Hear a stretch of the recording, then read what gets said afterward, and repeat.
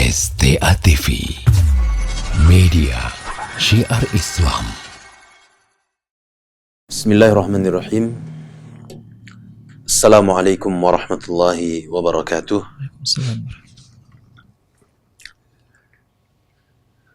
Alhamdulillah, hamdan kathiran tayyiban mubarakan fih,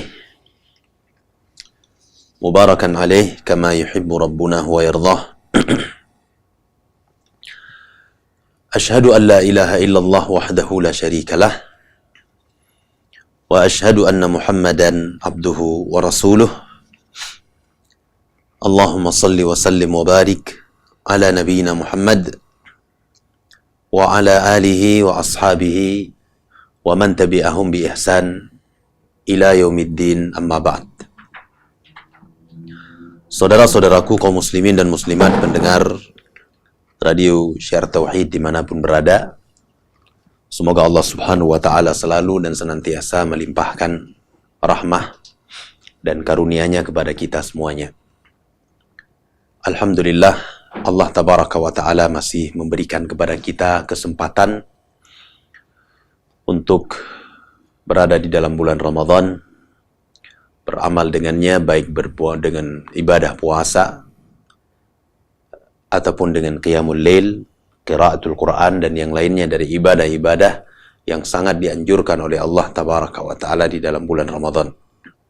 Wallahi, demi Allah, saudara-saudaraku yang dimuliakan oleh Allah tabaraka wa ta'ala, ini merupakan kenikmatan yang sangat agung yang harus selalu kita syukuri kepada Allah tabaraka wa ta'ala, dan juga hendaknya kita selalu memohon kepada Allah subhanahu wa ta'ala agar Allah subhanahu wa ta'ala memberi kepada kita kesempatan untuk menunaikan bulan Ramadan ini dengan sempurna, baik dengan puasa ataupun dengan al-qiyam, menegakkan qiyamul lail, qiraatul Quran, infaq, sadaqah, dan yang lainnya dari ibadah kepada Allah tabaraka wa ta'ala. Salawat beserta salam juga tidak lupa selalu dan senantiasa kita alamatkan untuk Nabi kita Muhammad sallallahu alaihi wa ala alihi wa sahbihi wasallam, seorang Rasul yang telah membimbing kita dan telah mendidik kita tentang agama Islam, tentang siapa Rabb yang kita sembah. Beliau sallallahu alaihi wasallam yang menjelaskan dan mengajarkan kepada kita bahwa Allah azza wa jalla ataupun ilah yang kita sembah di bulan Ramadan, dialah juga ilah yang kita sembah di bulan-bulan yang lainnya ataupun sepanjang tahun yang kita lewati.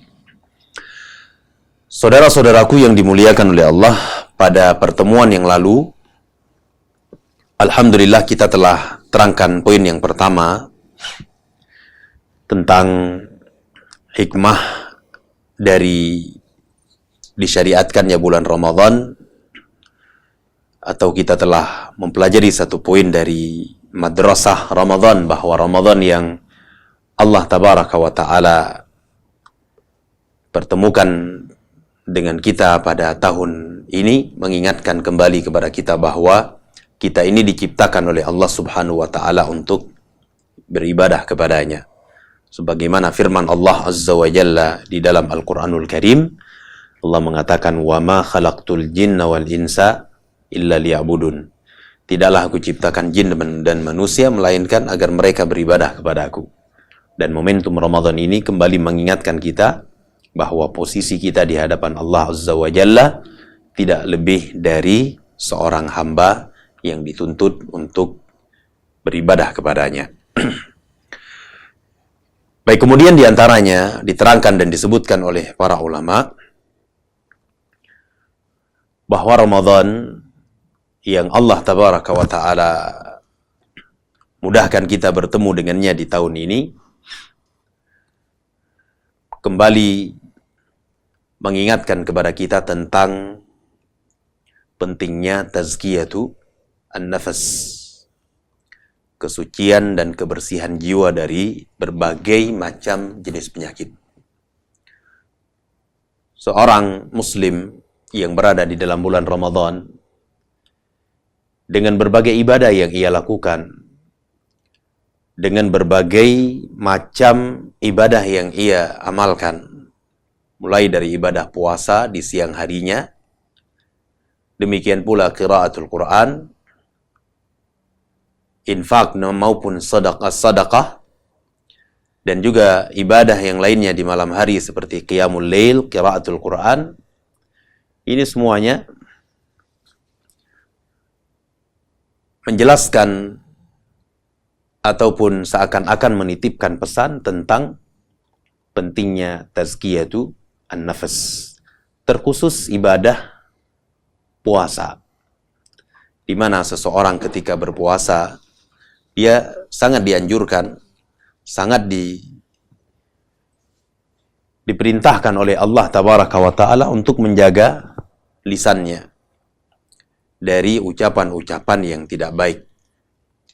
Demikian pula sangat dijaga dan diperintahkan hatinya tersebut untuk dibersihkan dari berbagai macam jenis penyakit. Baik itu penyakit iri, dengki, buruk sangka, hasad, dan sebagainya. Dari akhlak-akhlak yang tidak terpuji. Dan momentum Ramadan ini, kata para ulama, adalah waktu yang sangat tepat untuk kita menyucikan jiwa-jiwa kita. Kata para ulama, jika di dalam bulan Ramadan kita tidak mampu membersihkan hati kita dari dengki, jika di dalam bulan Ramadan kita tidak mampu menyucikan kalbu kita dari hasad, dari buruk sangka terhadap saudara kita, maka kapan lagi kita akan menyucikan kalbu kita? Kapan lagi kita akan belajar untuk membersihkan hati kita dari kotoran-kotoran tersebut? Maka dari itu kata para ulama, bahwa momentum Ramadan ini adalah saat yang sangat tepat sekali untuk kita belajar bersungguh-sungguh di dalamnya, menjaga kalbu kita dari berbagai macam jenis penyakit yang bisa menimpa dan merusak kalbu kita. Saudara-saudaraku yang dimuliakan oleh Allah Subhanahu wa Ta'ala, datang dalam sebuah hadis yang sahih diriwayatkan oleh Al-Imam Al-Bukhari wa Muslim, Nabi kita Muhammad sallallahu alaihi wa ala alihi wa sahbihi wasallam menjelaskan bahwa ala wa inna fil jasadi mudghah. Beliau mengatakan, ketahuilah bahwa di dalam tubuh setiap insan itu, setiap manusia ada segumpal daging. Idza salahat salahal jasadu kulluh. Apabila daging tersebut baik, maka akan ikut baik pula seluruh anggota badannya yang lain. Wa idza fasadat fasadal jasadu kulluh.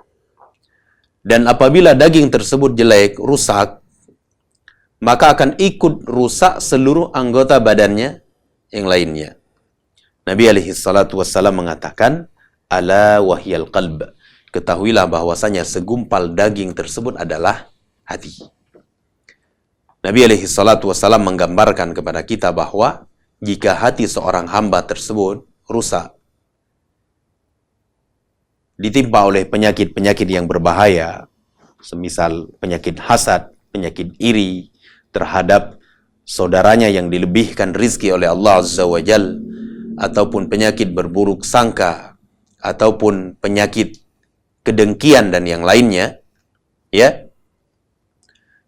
maka hal ini semuanya akan merusak seluruh anggota badannya. Karena kata Al-Imam Ibnul Qayyim rahimahullahu ta'ala, hati itu adalah ibarat raja bagi anggota badan. Ia yang akan memerintahkan. Jika hati tersebut baik, maka seluruh anggota badannya tersebut akan dia gunakan untuk hal-hal yang baik, untuk kebaikan-kebaikan. Tangannya akan memegang sesuatu yang diridhai oleh Allah Azza wa Jalla. Kakinya akan dia langkahkan menuju tempat yang dicintai dan diridhai oleh Allah Subhanahu wa Ta'ala. Demikian pula matanya, hidungnya, telinganya, semuanya akan ia gunakan untuk hal-hal yang diridhai dan dicintai oleh Allah Subhanahu wa ta'ala.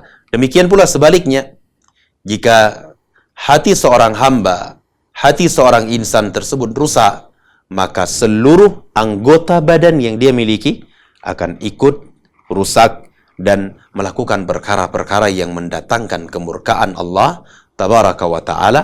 Di antaranya adalah kemaksiatan kepada Allah Azza wa Jal. Maka dari itu, saudara-saudaraku dimanapun berada, pendengar radio Syiar Tauhid yang saya muliakan, hendaknya kita menjadikan momentum bulan Ramadan ini sebagai kesempatan untuk kita melatih hati kita, membersihkan hati kita dari hal-hal yang tidak baik, dari penyakit iri, dari penyakit dengki, dari penyakit hasad, berburuk sangka kepada saudara kita muslimin, dan perkara-perkara yang lainnya.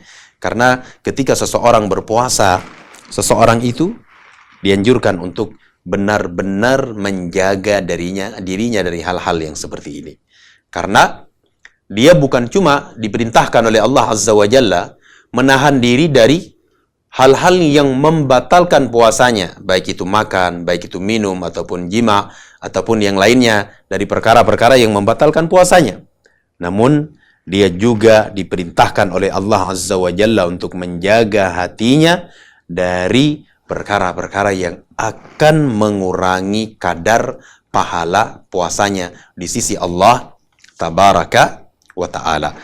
Diterangkan oleh banyak para ulama tentang pengaruh ya ataupun manfaat puasa untuk tazkiyatu an-nafas. Banyak para ulama yang mengatakan tentang hal ini. Di antaranya adalah Al-Imam Ibnul Qayyim rahimahullahu ta'ala. Beliau mengatakan bahwasanya bulan Ramadan dengan ibadah puasa yang ada di dalamnya ini memiliki peran yang sangat besar. Memiliki peran yang sangat besar dan memiliki manfaat yang sangat besar sekali untuk menyucikan jiwa-jiwa kaum muslimin.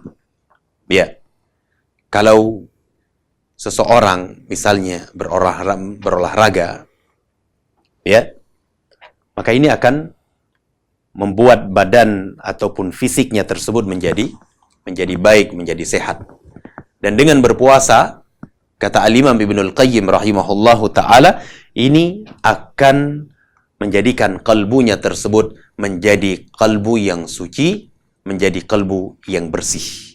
Ya, karena di dalam berpuasa, baik itu puasa Ramadan ataupun puasa yang lainnya, seseorang dianjurkan untuk benar-benar membentengi dan menjaga kalbunya tersebut dari perkara-perkara yang tidak diinginkan dan sangat diperintahkan oleh Allah Subhanahu wa ta'ala untuk dijauhi.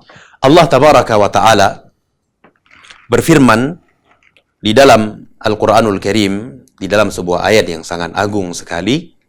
Kata Allah Subhanahu wa ta'ala, "Yauma la yanfa'u malun wala banun illa man atallaha biqalbin salim." Allah Azza wa Jalla menyebutkan tentang kondisi keadaan yaumul qiyamah nantinya. Bahwa di yaumul qiyamah nanti tidak akan lagi bermanfaat anak keturunan seseorang. Anak seseorang, sebanyak apapun anak yang dia punya. Dan juga tidak akan bermanfaat harta seseorang pada waktu itu. Sebanyak apapun harta yang dia miliki. Dia memiliki harta triliunan rupiah misalnya. Tidak akan bermanfaat baginya. Sedikit pun. Harta yang dia miliki itu. Illa man atallaha biqalbin salim. Kata Allah Azza wa Jalla, kecuali orang-orang yang datang bertemu dengan Allah Subhanahu wa ta'ala dengan hati yang selamat, dengan hati yang suci, dengan hati yang bersih dari berbagai jenis penyakit yang menimpanya. Sehingga dari ayat yang kita baca ini jelas menerangkan kepada kita bahwasanya di yaumul qiyamah tidak akan bermanfaat lagi harta yang kita punya, dan tidak akan lagi bermanfaat anak keturunan yang banyak yang kita banggakan di dunia. Yang akan bermanfaat di yaumul qiyamah diantaranya adalah hati yang selamat, hati yang bersih dari berbagai macam penyakit yang menimpanya. Sehingga para ulama juga menyebutkan bahwasanya bersihnya jiwa seorang hamba ini akan menjadi sebab masuknya seseorang ke dalam jannatullah. Datang dalam sebuah riwayat, di dalam sebuah hadis yang sahih dari Nabi alaihi salatu wassalam, bahwa pernah suatu hari para sahabat ridwanullah alaihim, mereka sedang duduk bersama Rasulullah sallallahu alaihi wasallam di dalam sebuah majelis ilmu. Karena memang berkumpulnya para sahabat dengan Rasul sallallahu alaihi wasallam itu ya adalah perkumpulan di atas ilmu. Yang di sana dikaji oleh Nabi alaihi salatu wasallam ayat-ayat Allah. Beliau menjabarkan ayat-ayat Allah tabaraka wa ta'ala tentang hukum-hukum syariat. Dan tidak ada dari majelis Nabi alaihi salatu wassalam dengan para sahabat, ya, majelis qila wa qala, majelis ghibah, namimah, tidak ada yang seperti itu. Ya. Baik. Para sahabat ridwanullah alaihim waktu itu sedang duduk bersama Rasulullah sallallahu alaihi wasallam.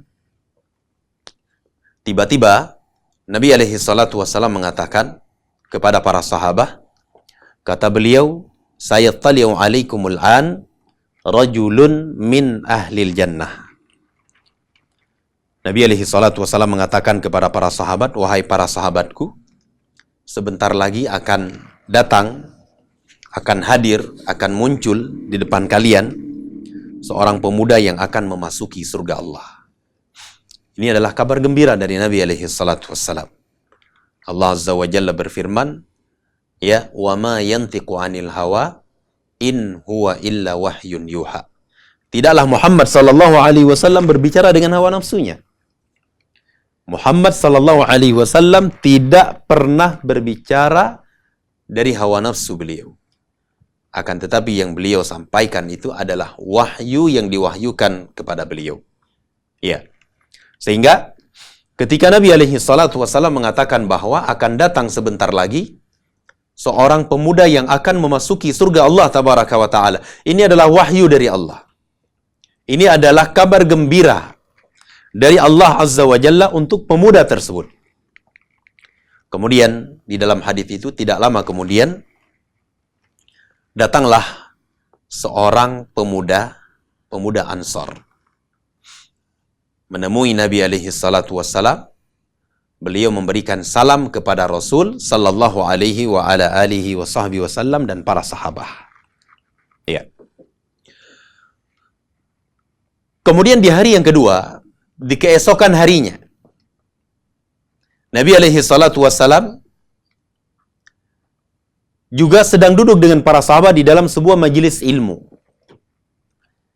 Tiba-tiba Nabi alaihi salatu wassalam mengatakan lagi ucapan yang beliau ucapkan kemarin. Ucapan yang sama. Kata beliau, sayattali'u alaikumul an rajulun min ahlil jannah. Wahai para sahabatku, sebentar lagi akan hadir di hadapan kita, akan datang di hadapan kalian seorang pemuda yang akan memasuki surga Allah. Tidak lama setelah itu, datang lagi pemuda Ansor yang kemarin. Dengan keadaan ia yang kemarin. Dalam beberapa riwayat disebutkan bahwa orang itu datang dalam keadaan masih ada bekas air wudhu di jenggotnya. Menunjukkan dia baru saja berwudhu. Disebutkan dalam riwayat yang lain bahwa sahabat tersebut ia memegang sendal dengan tangan kirinya. Dia beri salam kepada Nabi alaihi salatu wassalam dan para sahabat. Baik. Kemudian di hari yang ketiga, di hari yang berikutnya, di majelis yang sama, Nabi alaihi salatu wassalam mengulang lagi ucapan itu. Bayangkan saja, 3 kali, 3 hari, berturut-turut Nabi alaihi salatu wassalam mengulang kalimat itu. Apa kata Rasulullah? Sayattali'u alaikumul an rajulun min ahlil jannah. Wahai para sahabatku, sebentar lagi akan muncul di hadapan kalian seorang pemuda yang akan menduduki surga Allah. Datang lagi pemuda yang datang pada 2 hari yang lalu. Orangnya sama. Tidak berbeda. Dengan keadaannya yang sama. Dia datang dalam keadaan masih ada bekas air wudu di jenggotnya. Baru saja berwudu. Ya. Dia pegang sendal dengan tangan kiri. Bayangkan saja, sebenarnya kalau Nabi alaihi salatu wassalam berbicara, satu kali saja itu sudah lebih dari cukup. Namun, di dalam hadis ini, Nabi alaihi salatu wassalam mengulang sampai 3 kali. 3 hari berturut-turut Nabi alaihi salatu wassalam mengulang kalimat tersebut. Dan yang datang ke hadapan Nabi dan para sahabat, orang yang sama, tidak berbeda. Sehingga hal ini sangat membuat penasaran para sahabat Nabi ridwanullah alaihim. Yang membuat mereka penasaran itu bukan hal yang lainnya. Namun yang mereka penasaran adalah ibadah apa, amalan apa yang dikerjakan oleh orang itu sampai Nabi alaihi salatu wasallam memberitakan surga untuknya. Akhirnya ada salah seorang sahabat yang bernama Abdullah bin Amr bin al-As radhiyallahu anhuma. Beliau mendatangi sahabat Ansor itu. Beliau mendekati dan mengikuti sahabat Ansor itu sampai ke rumahnya. Sesampainya Abdullah bin Amr bin As ke rumah pemuda Ansor tersebut, beliau mengatakan, ya, wahai pemuda Ansor, kami mendengar beliau mengatakan bahwa aku sedang ada masalah dengan ayahandaku. Izinkan aku tinggal di rumahmu selama 3 hari 3 malam. Beliau datang meminta izin kepada pemuda Ansor tersebut untuk tinggal di rumahnya selama 3 hari 3 malam. Tujuan beliau apa? Tujuannya adalah beliau ingin melihat amalan apa yang dikerjakan oleh sahabat Ansor itu sehingga ia diberitakan, dikabarkan dengan kabar gembira surga oleh Nabi alaihi salatu wassalam. Dan Abdullah bin Amr bin As beliau ingin meniru, ingin mencontohi dan mengamalkan apa yang diamalkan oleh pemuda Ansor itu sehingga beliau juga mendapatkan keutamaan apa yang didapatkan oleh pemuda Ansor tersebut. Ya. Berlalulah ketika telah diberikan izin tinggal di rumah pemuda Ansor itu, berlalulah 1 hari 1 malam, 2 hari 2 malam, 3 hari 3 malam, beliau tidak mendapati sahabat Ansor itu beribadah dengan ibadah yang banyak. Maknanya adalah ibadahnya tidak banyak. Bahkan datang dalam riwayat yang lainnya bahwa pemuda Ansor tersebut tidak menegakkan qiyamul lail. Sedikit amalannya, tidak banyak amalannya. Sehingga ketika telah selesai 3 hari 3 malam di rumah pemuda Ansor tersebut, beliau bertanya kepada pemuda Ansor itu, wahai pemuda Ansor, kami mendengar Nabi alaihi salatu wassalam 3 hari 3 kali berturut-turut beliau mengulang kalimat tersebut, akan muncul di hadapan kalian pemuda seorang laki-laki yang akan masuk ke dalam surga. Kemudian kau datang, ketiga-tiga kalinya engkau yang datang dan muncul ke hadapan kami. Amalan apa yang kau lakukan? Sehingga Nabi alaihi salatu wassalam memberitakan kabar gembira untukmu. Sehingga aku bisa mencontohinya. Dan aku mendapatkan keutamaan seperti keutamaan yang telah Allah Azza wa Jalla berikan kepadamu. Coba lihat bagaimana semangatnya para sahabat ridwanullah alaihim dalam hal ini. Pemuda Ansor itu menjawab, ya Abdullah, wahai Abdullah ibn Amr ibn al-As, ma amiltu illa ma ra'ait. Tidak ada yang aku amalkan, tidak ada yang aku kerjakan dari amalan kecuali yang engkau lihat selama 3 hari 3 malam di rumahku. Itulah amalanku, tidak lebih dari itu. Ini adalah jawaban yang tidak membuat puas Abdullah bin Amr bin As. Beliau sangat tidak puas dengan jawaban ini. Sehingga beliau pun ingin berpaling dari pemuda tersebut. Tatkala beliau berpaling dari pemuda Ansor itu, pemuda Ansor tersebut memanggil lagi beliau. Ya, memanggil Abdullah bin Amr bin al-As radhiyallahu anhuma. Beliau pun kembali kepada pemuda tersebut dengan harapan pemuda itu akan menceritakan, menyebutkan amalan apa yang dikerjakan olehnya sehingga ia mendapatkan kabar gembira surga. Lalu pemuda Ansor itu mengatakan, ya Abdullah, ma amiltu illa ma ra'aita mundu 3 layal fi baiti. Atau kama qala radhiyallahu anhu. Ya. Wahai Abdullah bin Amr bin As, tidak ada yang aku kerjakan dari amalan kecuali yang engkau lihat selama 3 hari 3 malam di dalam rumahku. Itulah amalanku, tidak lebih dari itu. Ya. Lalu pemuda Ansor itu mengatakan, ghaira anni la ajidu fi nafsi syai'an ala al-muslimin. Hanya saja aku tidak pernah mendapati hatiku ini, ya. Aku tidak pernah mendapati sesuatu apapun yang ada di dalam dadaku, di dalam hatiku. Baik itu penyakit iri, ataukah itu dengki, hasad, buruk sangka, ya. Keinginan ingin membalas sebuah kezaliman dengan kezaliman yang serupa ataupun yang lebih besar dari itu. Aku tidak pernah merasakan ada hal ini di dalam jiwaku. Tidak pernah dengki kepada saudaranya. Tidak pernah hasad kepada saudaranya. Tidak pernah iri kepada saudaranya. Tidak pernah berburuk sangka kepada saudaranya. Ya. Kata Abdullah bin Amr bin Al-As, inilah yang menyebabkan Rasul sallallahu alaihi wasallam memberitakan kabar gembira surga untukmu. Ya. Inilah yang menjadikan Nabi alaihi salatu wasallam mengabarkan berita surga untukmu. Sampai beliau mengulang 3 hari, 3 kali berturut-turut. Ya, bahwa akan muncul, akan datang ke hadapan kita sebentar lagi seorang pemuda yang akan menduduki surga Allah tabaraka wa ta'ala. Dan ini juga yang paling berat untuk kami mengamalkannya. Sekaliber ataupun sekelas Abdullah ibnu Amr ibn al-As, beliau mengatakan sangat berat menjalani perkara-perkara yang seperti ini. Namun akan dimudahkan oleh Allah tabaraka wa ta'ala bagi siapa saja yang dikehendaki oleh Allah tabaraka wa ta'ala. Dari itu, jadikan momentum Ramadan sebagai kesempatan untuk kita menjaga hati-hati kita. Jangan sampai di dalam kalbu kita ini ada penyakit kedengkian terhadap saudara kita. Jangan sampai di dalam kalbu kita ada penyakit hasad terhadap saudara kita, iri terhadap saudara kita. Ya. Berburuk sangka kepada saudara kita muslimin yang lainnya. Jadikan momentum Ramadan sebagai kesempatan untuk kita membersihkan hati-hati kita. Ya, sebagaimana kata para ulama, berpuasa tersebut juga akan menjadikan tubuh ataupun fisik seorang hamba menjadi sehat. Demikian pula Ramadan ataupun ibadah puasa akan menjadikan hati seseorang menjadi sehat.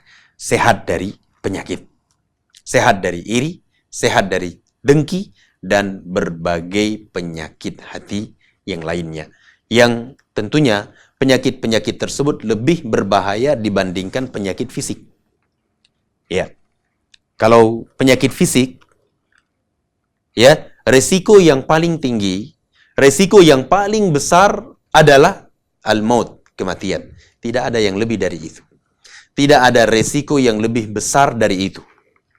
Namun, kalau hati yang tertimpa penyakit-penyakit yang telah kita sebutkan tadi, jenis-jenisnya, ya, resiko adalah neraka jahanam, dibakar oleh Allah tabaraka wa ta'ala.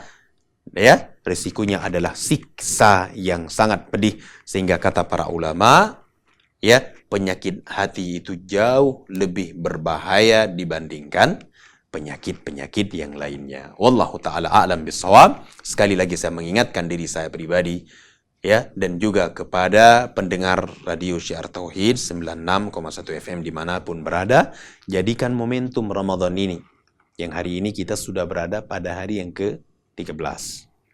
Tersisa, ya, setengah bulan lagi. Puluhan, hanya beberapa belasan hari lagi dari bulan Ramadan, dari syahrul Ramadan. Jadikan hari-hari Ramadan tersebut bermanfaat untuk kita, terkhusus di dalam tazkiyatu an-nafas. Wallahu ta'ala a'lam bissawab. Ini mungkin yang bisa saya sampaikan terkait tentang pembahasan kita pada pertemuan kali ini. Semoga Allah Azza wa Jalla selalu membimbing kita untuk menjaga kalbu kita, dan semoga Allah Azza wa Jalla menerima ibadah kita, baik itu ibadah puasa ataupun amalan-amalan yang lainnya yang kita kerjakan di dalam bulan Ramadan. Dan saya ingatkan diri saya pribadi dan juga kepada semua pendengar untuk kita meningkatkan lagi ibadah kita di dalam bulan Ramadan. Wallahu ta'ala a'lam bissawab. Semoga bermanfaat dan mohon maaf atas segala kekurangan dan kekhilafan di dalam penyampaian. Saya akhiri subhanakallahumma wa bihamdik asyhadu an la ilaha illa ant astaghfiruka wa atubu ilaik. Wa sallallahu ala nabiyyina Muhammad wa ala alihi wa sahbihi ajma'in. Walhamdulillahi rabbil alamin. Wassalamu alaikum warahmatullahi wabarakatuh.